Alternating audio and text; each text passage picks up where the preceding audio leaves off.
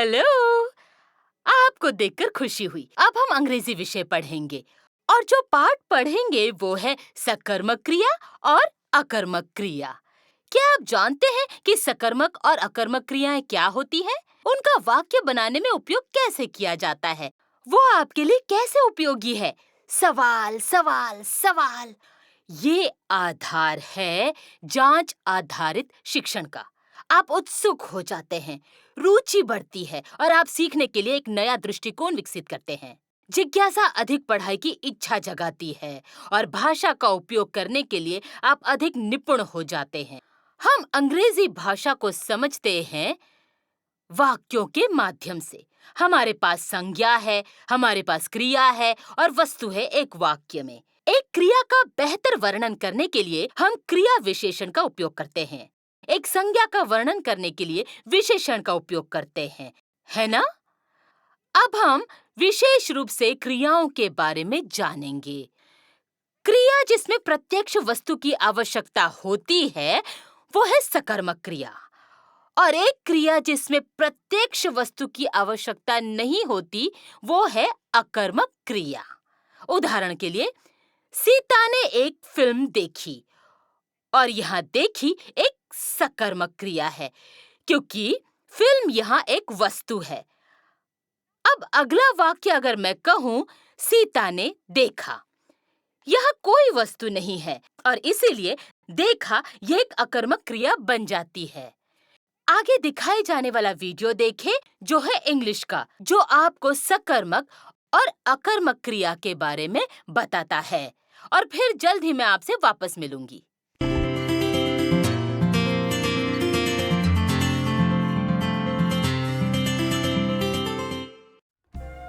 सकर्मक और अकर्मक क्रिया। एक क्रिया जो एक वाक्य में अपने आप ही समझ में नहीं आती है, उसे वस्तु की आवश्यकता होती है। उसे सकर्मक क्रिया कहते हैं। उदाहरण के तौर पर, शेल्फ में किताबें रखी हैं। यहाँ शेल्फ विषय है, रखी है सकर्मक क्रिया और किताबें हैं प्रत्यक्ष वस्तु। एक क्रिया जो एक वाक्य में स्वयं द्वारा पूर्ण कार्रवाई की संकेत देती है, उसे किसी वस्तु की आवश्यकता नहीं होती, उसे अकर्मक क्रिया कहते हैं।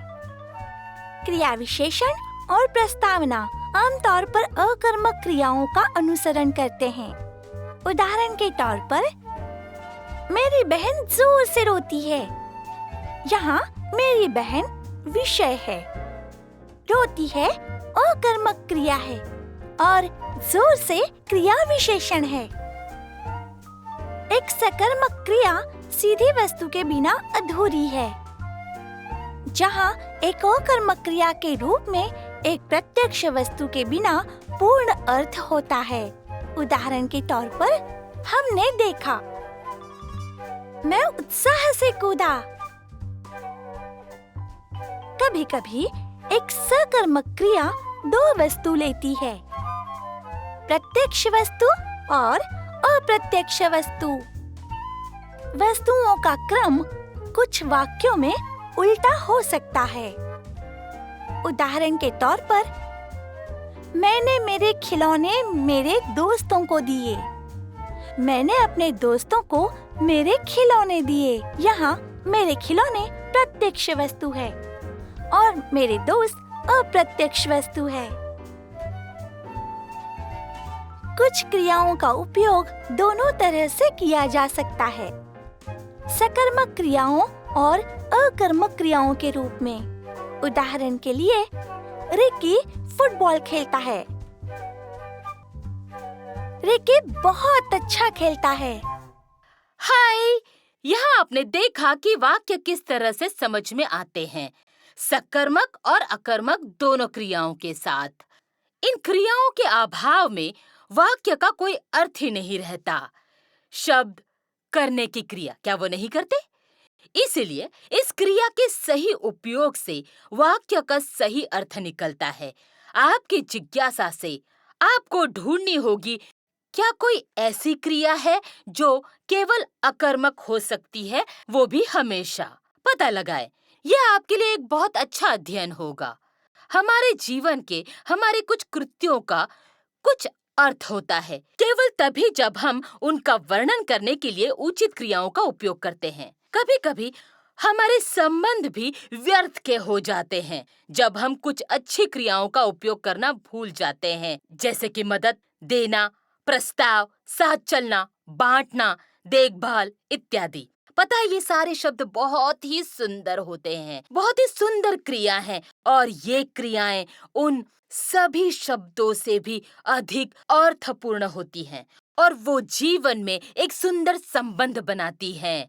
चलो ऐसी सुंदर क्रियाओं को ढूंढते हैं इंग्लिश की भाषा से जो अपने जीवन को अर्थ देती है। वो सकर्मक हो सकती है या अकर्मक हो सकती है। ठीक है, अब आपने देखा अंग्रेजी भाषा का उपयोग कैसे होता है सकर्मक और अकर्मक क्रिया के साथ। आपके जीवन को बहुत अर्थपूर्ण बनाती है। ये आपके संचार को एक अर्थ देती है। समझ रहे हैं? इसीलिए वाक्यों का उपयोग करने की जिज्ञासा आपको हमेशा होती रहती है। अब बहुत सारे एमसीक्यूज हैं जो मैंने आपको दिए हैं। कृपया उनका उत्तर दे। आपको कुछ ही क्षण लगेंगे। उसे पूरा करें और उसके बाद मैंने आपके लिए रखे हैं 3 टास्क। एक है अंग्रेजी से, एक गणित से और एक है विज्ञान से। किसी भी एक का चुनाव करें जो आपको पसंद आए। मैंने कहा था ना कि कुछ विषय पसंदीदा होते हैं, तो जो भी विषय आप चुने कोई बात नहीं। कार्य को पूरा करें दिए गए समय के भीतर और फिर अपलोड करें। आपको बहुत सारे पुरस्कार मिलेंगे और शानदार प्रमाण पत्र भी मिलेंगे जो आपको भविष्य में बहुत काम आएंगे। तो आज आपने यहाँ 3 विषयों के बारे में पढ़ा और आपने सीखा इनमें शामिल जीवन के कुछ महान मूल्यों के बारे में। छात्र होने के नाते आपको जो विकसित करना है वो है जीवन के प्रति सही दृष्टिकोण। यही बात रुचि पैदा करेगा। रुचि कुतूहलता को पैदा करती है, अन्यथा जिज्ञासा। जिज्ञासा पैदा होती है बाहरी दुनिया के अवलोकन से, दुनिया को अधिक जानने की चाहत से। ये स्व केंद्रित के अलावा कुछ और है।